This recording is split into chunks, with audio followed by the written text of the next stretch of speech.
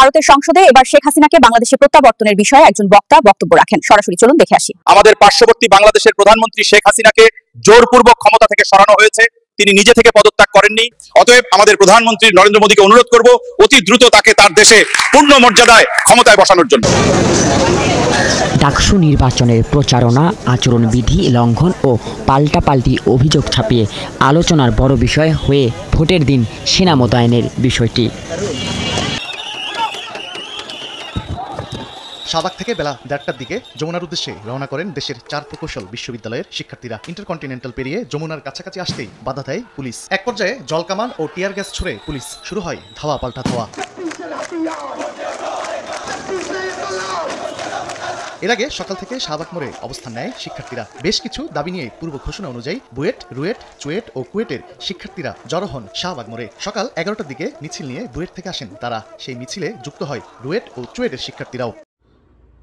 পরিবর্তন তো কিছুটা ঘটছে। আমরা যারা বলছি যে আসলে এই সরকারের আমলে কোনো কিছু পরিবর্তন হয়েছে কিনা, একটা জিনিস কিন্তু পরিবর্তন হয়েছে যেটা বরাবরই আমাদের চোখে আটকাচ্ছে।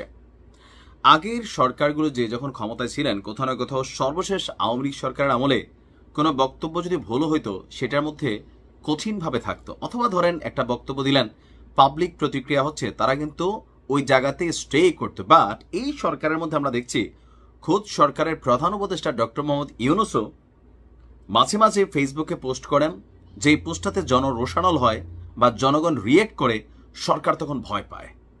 সুপ্রিয় দর্শক, ভিডিওর অংশ বিশেষ দেখে বুঝতে পারছেন আজকের ভিডিওটা কোন বিষয়ের ইঙ্গিত করতে চলেছে। পিআর পদ্ধতিতে নির্বাচন চায় না বিএনপি এবং জামাত, এবং সেই পিআর পদ্ধতি নির্বাচন চায় শুধু এনসিবি পিআর পদ্ধতির জন্য নির্বাচনের জন্য মরিয়া হয়ে উঠছে। এই পিআর পদ্ধতিতে এমন কি আছে, বিষয়টি কেন্দ্র করে আজকের ভিডিওটি। পিআর পদ্ধতিতে এমন কি আছে যেটি বিএনপি এবং জামাত দুটি বড় দল সেটি কেউ চায় না, কিন্তু শুধু এনসিপি চায় পিআর পদ্ধতিতে নির্বাচন। এই নির্বাচন হলে কি হবে? এই নির্বাচন হলে কি এনসিপি ক্ষমতায় আসতে পারবে? সেটি দেখার বিষয়। এটি একটি বড় প্রশ্ন হয়ে দাঁড়িয়েছে। জামাত কোনোভাবে মানতে চাচ্ছে না পিআর পদ্ধতিতে নির্বাচন। দর্শক, তাহলে চলুন আর কথা না বাড়িয়ে আজকের মূল ভিডিওটি শুরু করা যাক। মূল ভিডিওটি শুরু করার আগে ছোট্ট একটি অনুরোধ, আপনি আমাদের চ্যানেলে নতুন হয়ে থাকলে অবশ্যই চ্যানেলটি সাবস্ক্রাইব করে পাশে থাকবেন, কারণ আমাদের এই চ্যানেলে সবসময় এমন নতুন লেটেস্ট নিউজ ভিডিওগুলো আপলোড করা হয়। ভিডিওগুলো মিস না করতে চাইলে অবশ্যই চ্যানেলটি সাবস্ক্রাইব করে পাশে থাকবেন। ভিডিওটি ভালো লাগলে আপনার বন্ধুদের মাঝে শেয়ার করতে ভুলবেন না। তাহলে চলুন আর কথা না বাড়িয়ে ধারাবাহিকভাবে সম্পূর্ণ ভিডিওগুলো দেখে আসা যাক। ত্রয়োদশ জাতীয় সংসদ নির্বাচনের রোডম্যাপের খসড়ার অনুমোদন দিয়েছে নির্বাচন কমিশন। আগামী বৃহস্পতিবার এই রোডম্যাপ আনুষ্ঠানিকভাবে প্রকাশ করা হবে। বুধবার নির্বাচন কমিশন সচিবালয়ে আয়োজিত এক সংবাদ ব্রিফিংয়ে এ তথ্য জানান নির্বাচন কমিশন সচিব মোহাম্মদ আখতার আহমেদ। তিনি জানান, ত্রয়োদশ জাতীয় সংসদ নির্বাচনের জন্য চূড়ান্ত ভোটার তালিকা প্রকাশ করা হবে 30 নভেম্বর। চলতি বছরের 31 অক্টোবর পর্যন্ত যাদের বয়স 18 বছর পূর্ণ হবে তারাই ভোটার হিসেবে নির্বাচনে অংশগ্রহণ করতে পারবেন। এর আগে গত 21 আগস্ট নির্বাচন কমিশন এক বৈঠকে সংসদ নির্বাচনের রোডম্যাপ নিয়ে আলোচনা করে। রোডম্যাপে ভোটার তালিকা হালনাগাদ, নির্বাচনী আইন সংস্কার, দল ও অংশীজনদের সঙ্গে সংলাপ, সীমানা নির্ধারণ, রাজনৈতিক দল নিবন্ধন, নির্বাচনী সরঞ্জাম সংগ্রহ, প্রশিক্ষণ, প্রিন্টিং, আইন শৃঙ্খলা রক্ষায় সভা এবং নির্বাচন কর্মকর্তাদের সঙ্গে বৈঠক সহ তফসিলের আগে ও পরে যেসব প্রস্তুতি নিতে হবে তার বিস্তারিত বিবরণ থাকবে। বাংলাদেশের একমাত্র আন্তর্জাতিক খেলোয়াড় ডক্টর ইউনূসকে এবং স্বরাষ্ট্র উপদেষ্টা ক্লাউন জাহাঙ্গীর আলমকে অসংখ্য ধন্যবাদ। আপনাদের প্রশ্ন যাচ্ছে যে আমি কেন, আমার মতো ব্যক্তি কেন ইন্টারিম গভর্নমেন্টের প্রধান উপদেষ্টাকে ধন্যবাদ জানাচ্ছি, তাদের স্বরাষ্ট্র উপদেষ্টাকে ধন্যবাদ জানাচ্ছি। নিশ্চিতভাবে এর মধ্যে একটা উদ্দেশ্য রয়েছে, একটা কারণ রয়েছে। কারণটা হলো Bangladesh university of engineering and technology, বুয়েটের কথা আপনারা সবাই জানেন। এই বুয়েট হচ্ছে বাংলাদেশে জঙ্গিবাদের একটা নির্ভয় আশ্রয়স্থল। এই বুয়েট থেকেই বাংলাদেশের বৃহৎ জঙ্গিরা জন্ম নেয়। এই বুয়েট এমন একটা জায়গা যেখানে জামাত, শিবির, হেফাজত, হিজবুতি, আইসিস, আনসারুল্লাহ বাংলাদেশের প্রত্যেকটা জঙ্গি সংগঠনের নেতাকর্মীরা বুয়েটে লুকায়িত থাকে। আপনারা নিশ্চয়ই জানেন সেই বুয়েটের জঙ্গি আবরার ফাহাদ হত্যাকাণ্ড, যেটা শিবির করে ছাত্রলীগের উপর দায় চাপিয়ে দিয়েছিল। এরপর ছাত্রলীগ বুয়েট ক্যাম্পাসে তাদের রাজনীতি নিষিদ্ধ করে দেওয়া হয়। এরপর থেকে অবাধে, নির্বিঘ্নে, নীরবে, নিশ্চিন্তে বুয়েটে জঙ্গিবাদের চাষাবাদ করা হয়েছে।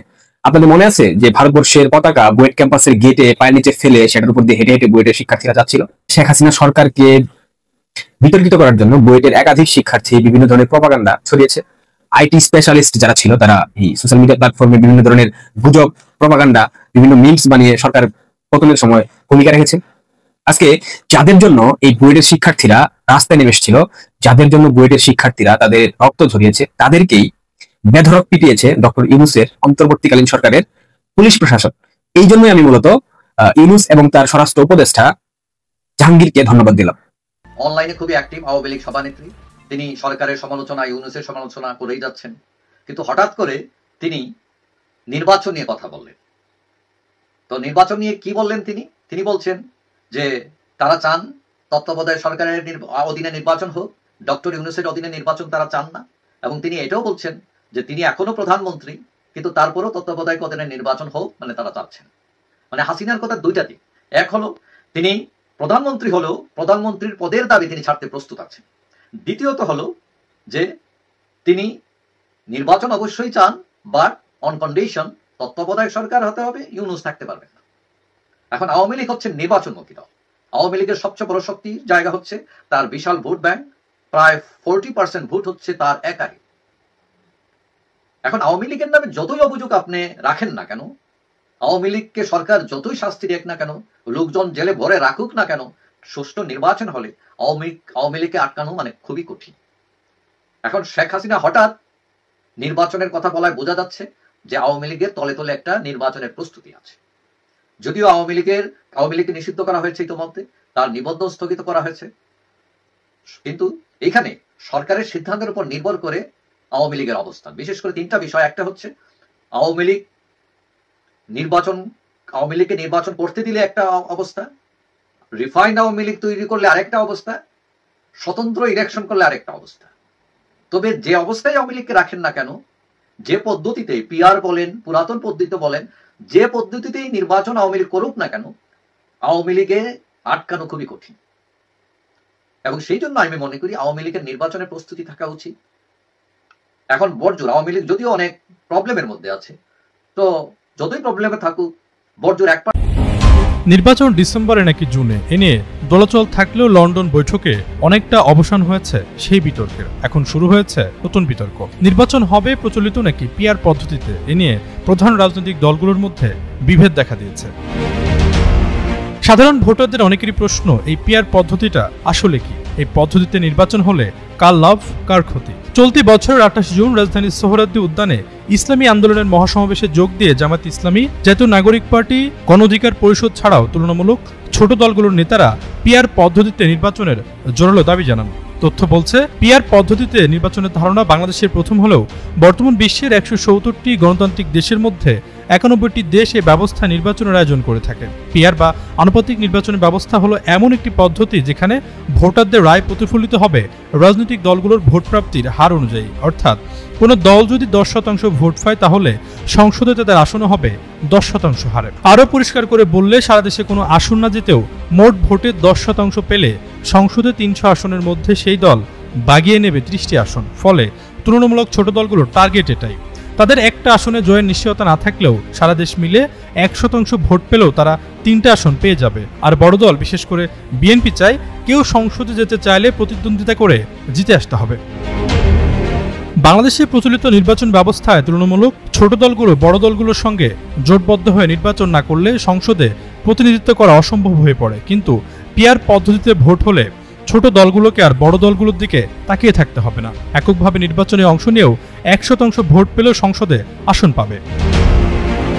বিশ্লেষণ করলে দেখা যায়, পিআর পদ্ধতি বা আনুপাতিক হারে নির্বাচন হলে বেকায়দায় পড়বে বড় দলগুলো, সেক্ষেত্রে সুবিধা পাবে তুলনামূলক ছোট দলগুলো। এর আগে গত বছরের জুলাই আগস্টে 7.62 রাইফেল কিভাবে আম জনতার হাতে গিয়েছিল সে তদন্ত করতে চায় সরকারি সংস্থাগুলো। এ নিয়ে গত বছরের 17 সেপ্টেম্বর একটি ভিডিও করেছিলাম আমরা, লিংক দেওয়া আছে ডেসক্রিপশন বক্সে।